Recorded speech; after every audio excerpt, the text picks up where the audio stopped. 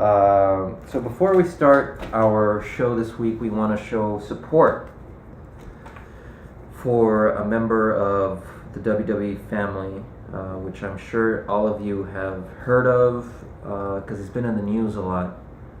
And well, our hearts and our prayers and our wishes go to this individual,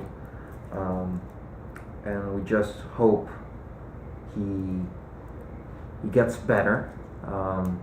He was mentioned a lot this week, and of course we're talking about Baron Corbin and his very, very embarrassing showing at SmackDown this week. So again, our hearts and our prayers are out for him and his family, if he has any. So yeah.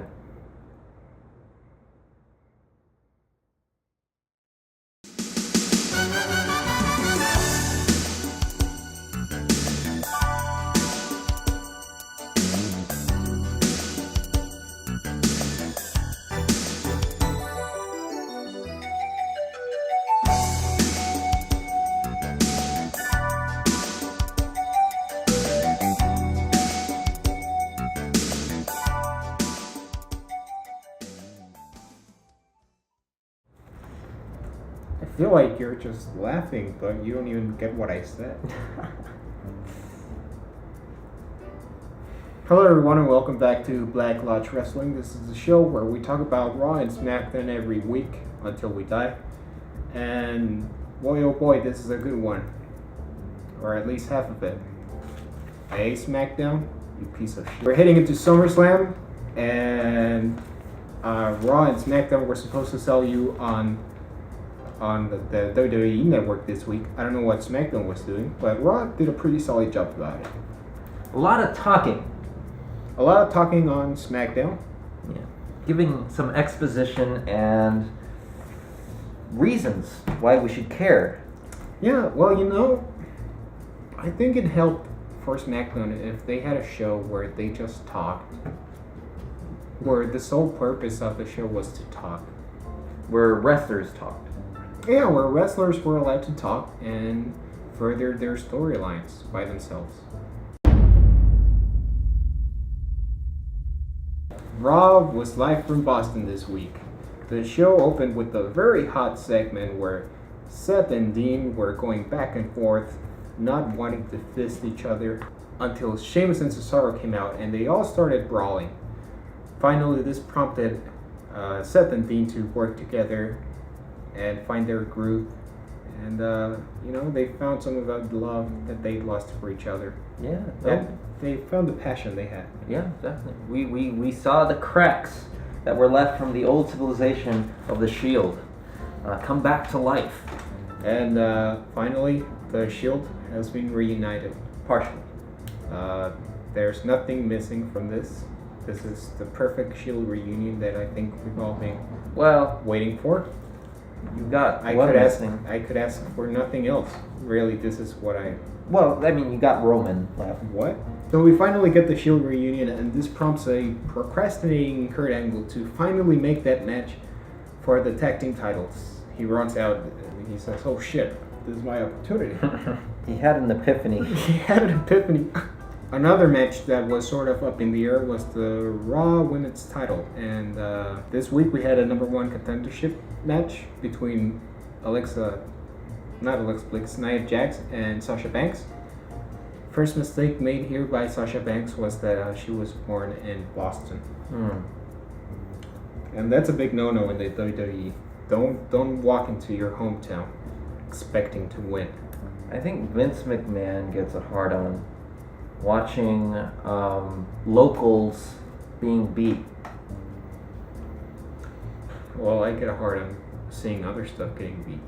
There's a lifeguard chair right outside the ring. Oh my god, yeah. Where the Alexa Bliss came out to sit and watch the whole match.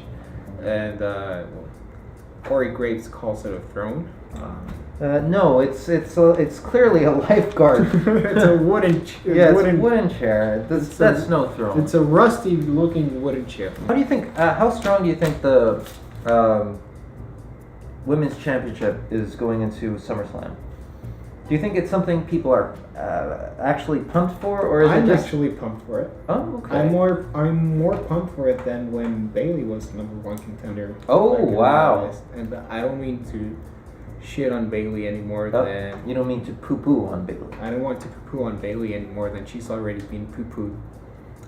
She is injured. This is a bit of a sad time for her, I'm sure. Yeah. But we had that match between Alexa Bliss and Sasha at Great Balls of Fire, and that was sort of left inconclusive. Yes. And I feel like we finally get to see the real ending to that match, and I'm looking forward to it. I think they had good chemistry. SummerSlam. Here we go. So some of the few highlights from this match were when Sasha Banks tried to go for a Hurricane Rana off the apron onto Nia Jax, who's right outside the ring.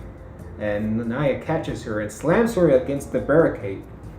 Very brutal from Nia.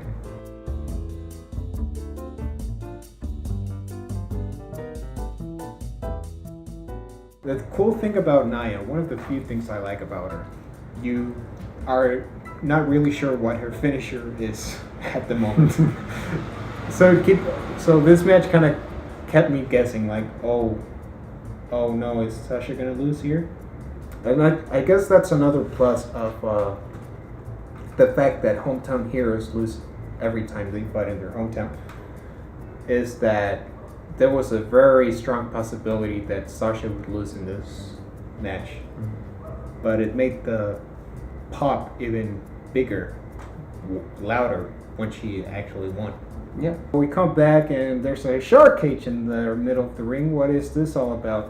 Well, don't you know that there is a shark cage match this week where Enzo Amore will be up in a shark cage, and Big Cass and the Big Show will be fighting for ownership of Enzo? Yeah. Is this another Eddie Guerrero Rey Mysterio situation here? Yeah, it seems like Enzo is being used as an object and not as a wrestler here. Wow. I don't know what use you have for an Enzo other than to fuck chicken. What?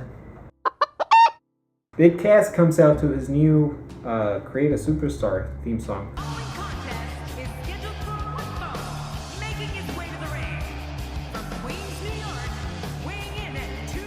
And he's here to promote the match for Sunday, but people won't let him speak.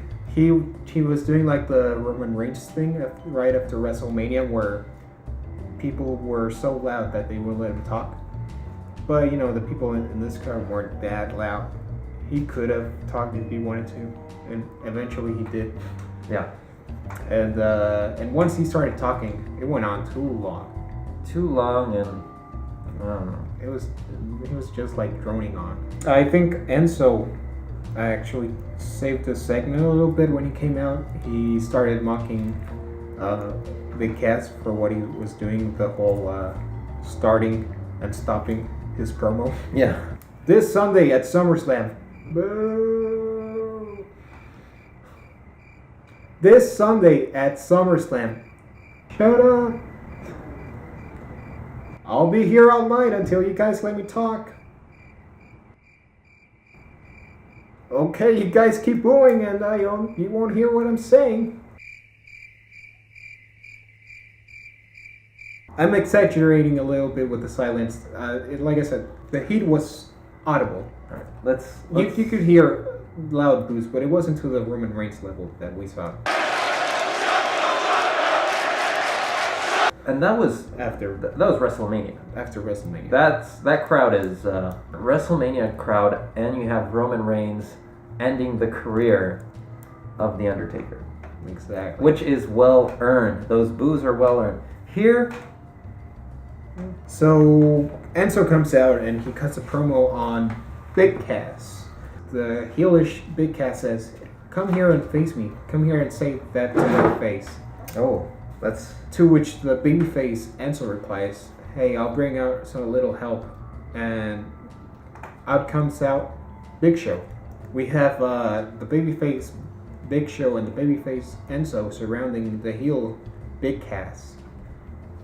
2 against 1 in a classic heel versus babyface babyface dynamic. It's a tale as old as time itself. As Big Cass looks to be outnumbered, out comes the club. And so is there to try and help, but of course he's not much help. Eventually the heels overtake the babyface, and they grab Big Show's hand and they put it in the shark cage between the door and the... They totally crush his hand. Well, you gotta sell those toys. Seth Rollins stole the title and raises the cage above the ring. Yeah, you gotta sell the toys with the shark cage and the little chain and Roman Reigns wins. And yeah. Tozawa versus Neville and for a cruiserweight title. This is very interesting. Tozawa and Neville. So, this is basically an early Christmas come early kind of situation where I thought we were gonna get this at SummerSlam. Yeah. Well, we got this at the Go Home show. Do you think this is well earned by Tozawa against Neville specifically? Well, we should say, in case people don't know what you're talking about, Tozawa beat Neville for the cruiserweight title in this match. Yeah, is this title change earned specifically from Neville? And this fast and at this specific time, the match before SummerSlam, the paper. Well, he's been chasing the title since before Great Balls of Fire. I thought the person who would take the title off Neville would be Austin Aries, but that never happened. That never happened. And if you look at the rest of the cruiserweight, who else do you turn to? He certainly has people like him. He does the whole thing, and people are behind him when he does that. I can't really say too much about whether this feels earned or not, or deserved, because I really haven't been following the build to this that much. I think most of it has happened on 205 Live, and there's only so much wrestling you can take every week. Did you enjoy the match? It was... So, when it comes to wrestling, I care more about the entertainment part of it, the stories, the characters, stuff like that. The wrestling stuff, I'm not really your guy when it comes to that. Yeah. So with that said, there wasn't that much build that we saw on Raw for this match, and so I just didn't care that much going into it. Okay. Yeah, that's understandable. I knew next to nothing about Tozawa, so it was an okay match. Bray versus Finn, another match that we expected to get at SummerSlam, comes early. So this was a last-ditch effort to try to sell you on this match. If you're like me and you have a terrible attention span, you probably don't pay too much attention to Bray Wyatt's ramblings, and you don't know what this feud is really about. Maybe you have a vague idea that it's about Bray Wyatt being jealous of Finn Balor, or Bray thinking that he's a god, like all his feuds usually are. Or Bray still thinking that he's relevant. To finally give this match that oomph that it needed. The match ends with Bray Wyatt pinning Finn Balor. A surprise victory for Bray. And he did the classic, the Sister Abigail. He did it twice, right? Yeah. Yeah, he won. He pinned him, and then he did it again. Then he did another one. Yeah. And then he did that teleport thing that you like so much. Fuck. God damn it. He teleports back to the ring, the lights turn on, and he's carrying a bucket full of... It's not blood. Paint, syrup, something red that it's not gonna get you in trouble with the FCC. Yeah, but it's not blood. I wrote here in my notes. I finally know what this feud is about. It's because Finn Balor wears leather, and Bray Wyatt is a member of PETA. Wow, you heard it here first. So he poured he was bucket. pouring the blood of the animals that died for Finn's leather jacket. Yeah. Later on, we cut to Finn Balor backstage asking Kurt Angle for a rematch, and he basically tells Charlie, I think, was waiting for him outside. He basically says that at SummerSlam, the demon version of Finn Balor will show up, and that adds a little bit to this match. Yeah, it makes it a little bit interesting. Demon versus God. Yeah, he is the only reason that I want to watch this match.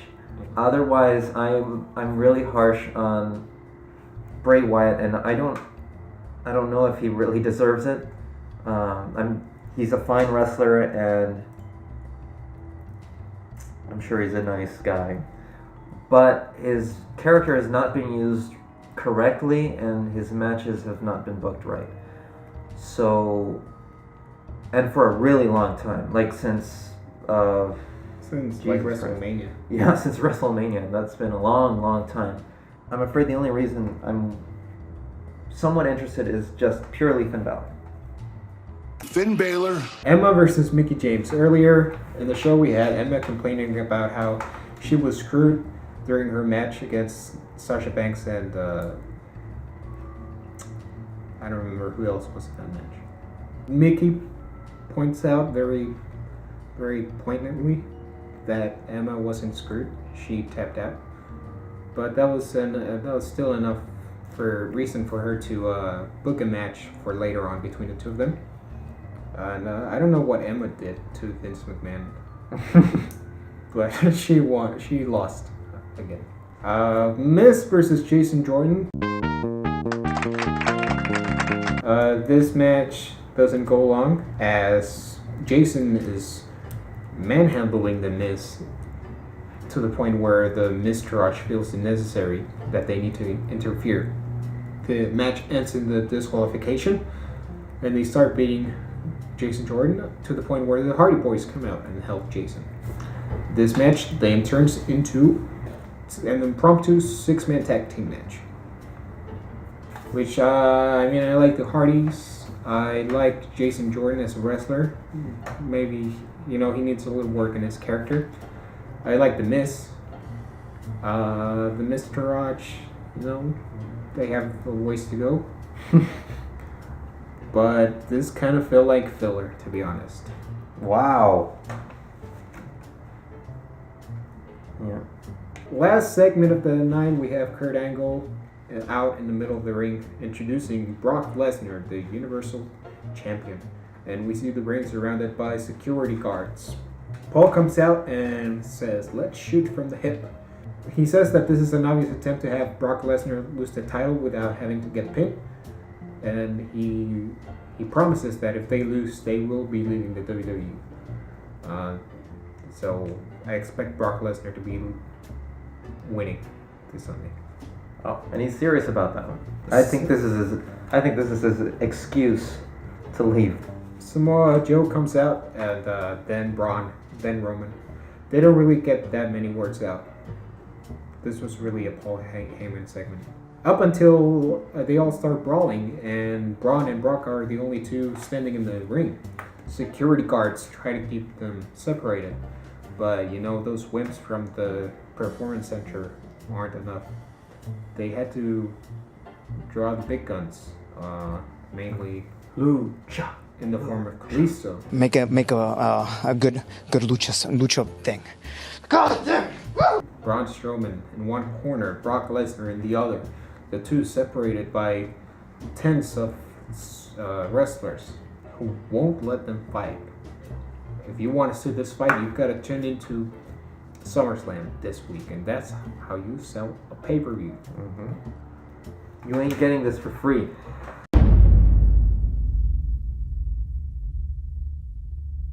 SmackDown Live.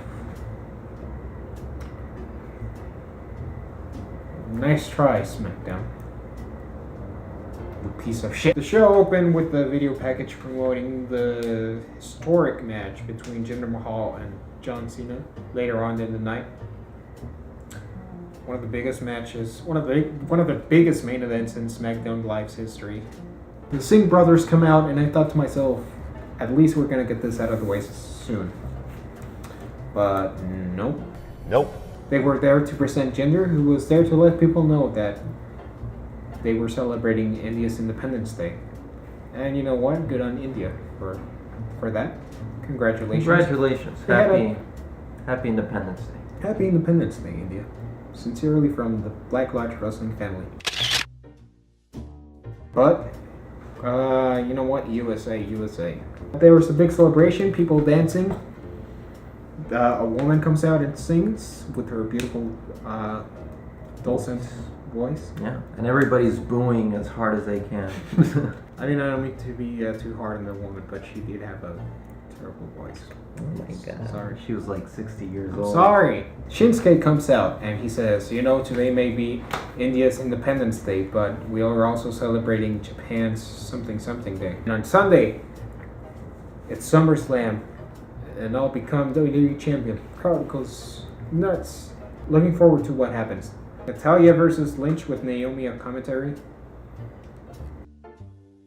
Tamina and Lana backstage. Tamina's complaining that she doesn't have a match for that day. And Lana is saying, you know what? People don't fear you yet, Tamina. Chill out. You gotta be patient. With my help, they will come to fear you and you will crush them. Basically hinting that Tamina is Lana's new replacement for Rusev, who she's been separated from ever since the Superstar shakeup for some reason. So that's something that you can look forward to, I guess. Speaking of looking forward to, the Rusev versus Gable, a rematch from a match that was pretty amazing a couple weeks ago. Rusev came out and he basically started whipping his ass. But then Chad Gable with an amazing overhead belly to belly. Yeah, that was really cool. That was the only cool bit that we got from this match. Because the match ended pretty quickly when Rusev rolled out of the ring. Gable chased him. and Rusev continued to manhandle the poor man until the match ended in a double countout. Rusev continues to give Gable an accolade on top of the commentator's table, which I guess it's supposed to make it hurt more if it's on top of the commentator's table. Maybe. It's like when he gave Roman Reigns an accolade on top of the stairs. What does that do? Rusev cuts a promo, doesn't really get much to say because I don't know where Randy Orton comes out with this patented RKO out of nowhere. Came out of nowhere. AJ Styles apologizes to Shane. This was a segment that was hyped up through the entire show as something that you could look forward to. This is truly the greatest wrestling show I've ever seen. Well, apologizing with reason. Like, hey, you're not gonna F me up during the match just because of that, right? And basically Shane McMahon told him, you know what? You don't do that shit back to me, I won't do anything to you. I'll just be straight in the middle, good referee, nothing will put me down. So they're talking back and forth, and Shane says, you know what, AJ, this Sunday,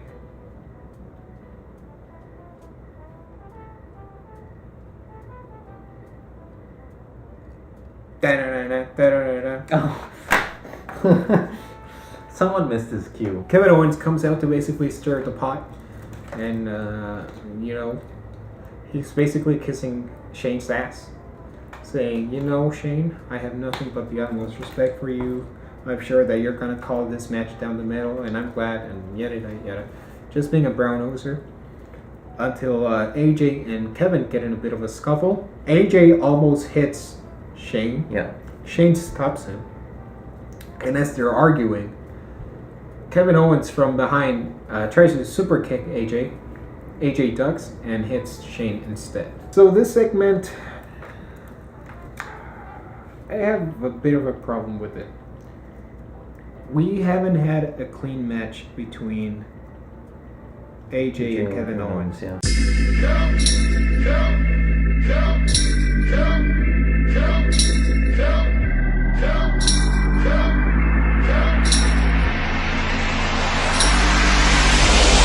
New Day versus Usos, and probably the best wrestling of the night, but that's just like in the Battleground, that's not saying much. The Usos win this one with this double super kick to Kofi Kingston. The Fashion Peaks Grand Finale. So if you are a fan of Twin Peaks, this has been some of the greatest television for you. A lot of Easter eggs and other things that you can just latch onto. If you're not much of a Twin Peaks head, I don't know if there's much for you to latch onto. But it's still interesting. There's still a lot of interesting ideas that I could see people liking despite not seeing Twin Peaks. Finally, the historic match.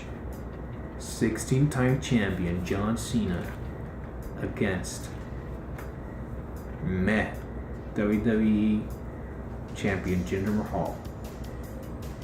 One of the biggest main events in SmackDown history. Who wins? John Cena via disqualification. Well, let me just say about this match. Well, what happened in this match was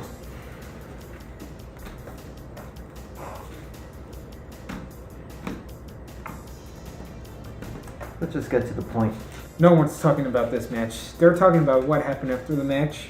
John Cena was pinning Jinder after a Super AA. Baron Corbin interfered right in front of the referee, costing Jinder the match. Or maybe he threw the match out. I don't think they announced the winner. No, you just heard the bell ring. Yeah, they just rang the bell, so maybe there wasn't a real winner. Yeah. The Lone Wolf starts walking away, sees the work he has done, and he thinks to himself, you know what? I've just angered John Cena by punching him in the face with my briefcase, and he's still looming around the ring. What a time to cash in. John Cena was just punched in the face with a briefcase. Yeah. Wait, you don't think he's gonna interfere, is he? No way. This is between Baron Corbin and Jinder Mahal. And, he's a babyface, so he won't do anything nasty. He didn't. All he did was stand on the apron. No, he did. I think Baron just, needed a reason to turn around. John, is that you, motherfucker? That's exactly what he said. And he goes and punches him, makes sure he's down in the ground. And you stay down there, okay? I'm about to beat Jinder Mahal. Whoa, roll up. What? 1, 2, 3. So there are two schools of thought on this Oh one. my god, schools of thought. Yeah, what's the schools of thought? What are the schools of People are saying Corbin looks like a dumbass. Yeah. And that is the one common denominator between the two schools of thought. But the first school of thought is, oh no, Jinder is ruined. He's ruined. This is stupid. He's stupid. His character is ruined. There's no getting out of this from him. That he's done, so they buried him. He looks stupid. The second school of thought is, oh god, Baron Corbin looks so stupid, but he's pissed as hell, and he could really do some damage to John Cena now. And if Baron has enough talent, he can take this and run with it, turn him into a mega super heel. That, he's been embarrassed. He was robbed. This Money in the Bank is pretty much a guaranteed WWE title reign. But this could really, if he uses it right, it could propel him to an amazing heel run. I think it just makes him look stupid. And if anything, I'll be honest, this does make me look forward to the match between Corbin and Cena this week. Now I'm legitimately worried that Cena will get murdered. Nah, I don't think so. Cena will win. Which brings us to the end of SmackDown and a new segment. What? We have our bets for SummerSlam. What is the bet? We had our predictions, but what is the bet? We haven't settled on a bet. We have not settled on a bet. What will be the bet? I don't know. What's the bet? The loser has to buy the winner some Georgia brown chicken. What is it? Georgia something chicken from KFC? The loser has to fuck the Georgia Gold chicken on camera. Follow in Enzo Moore's footsteps and fuck a chicken.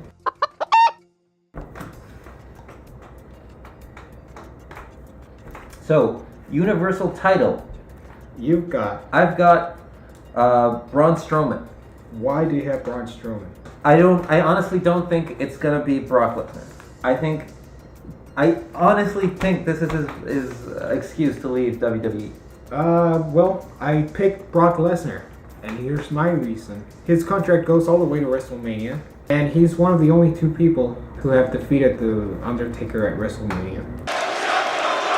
The other one being Roman Reigns, of course, and I just don't see them letting Brock Lesnar go before they have that matchup. WWE title. Well, we both chose Shinsuke Nakamura. Sorry. Although I am having second thoughts. No, it's set in stone. I mean, you can't unset it. You never know when the great Khali is around the corner. U.S. title. We both chose AJ Styles. Finn versus Bray. We both chose Finn Balor. Raw Women's Champion. We both chose Sasha Banks. We have SmackDown Women's title. This is a twofer. This is a twofer. A threefer, actually. 1. Who wins the match? 2. Will Carmella cash in? 3. If she does, will she win or will she watch it? Wow. So I put Naomi and no cash in. Surprise, surprise. I put Naomi, and she is cashing in, and she is winning. This feud has been tailor-made to have Carmella cash in. All right, so we have SmackDown Tag Team. We have Usos, the Usos and the New Day. I put Usos. I have the New Day. New Day. All right. I just don't see them losing the title so soon after they won them. I think it's time. It's time. They've only had it for a month. It's time, William. Raw Tag Team Titles. Tag Team titles. Dean and Seth. Dean and Seth. Yeah, it wouldn't surprise me if Sheamus and Cesaro win to keep this going, but I think they need to bank on this, on the hotness that Dean and Seth have going on. Cena versus Corbin. Corbin. Wow, you put Corbin. I put Cena. I put Corbin because of the previously stated reasons. Furthermore, John Cena is in a losing streak at SummerSlam. Oh, wow. He hasn't won since he buried the Nexus, like almost 10 years ago. I don't remember when it was. Jesus Christ. Well, it's time to win. Cruiserweight, I think it's time for Neville to get that back. Well, it's time. Well, he just lost it, but he will get... and that's exactly why I picked Sawa. Orton versus Rusev. Orton. I put Rusev. My heart says Rusev, my head says Orton. Wow. Big Show versus Cass, featuring Enzo in a shark cage. Big Cass. Big Show. Hey guys, William here. I was editing the video, and since we last filmed the thing, they announced a new match for the card. Jason Jordan and the Hardys versus The Miz and the Mr. Raj. We didn't get to give predictions for those, so I'll just give them to you right now. I can safely predict what Casey would predict. So this is 100% official. I think Jason Jordan and the Hardys will win, and I think Casey would predict that the match ends. It's in a no contest, thanks to interference from a